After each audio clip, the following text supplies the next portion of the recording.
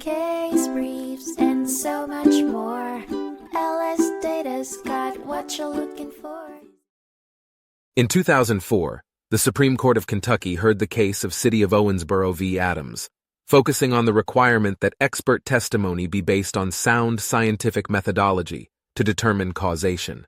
Dewayne Adams was awarded workers' compensation benefits for a disability resulting from a 1987 work-related injury, which occurred while attempting to rescue a co-worker who died from methane inhalation. Adams experienced facial pain following the incident, and medical expert Dr. Harry R. Van Loveren testified that this was due to methane gas exposure.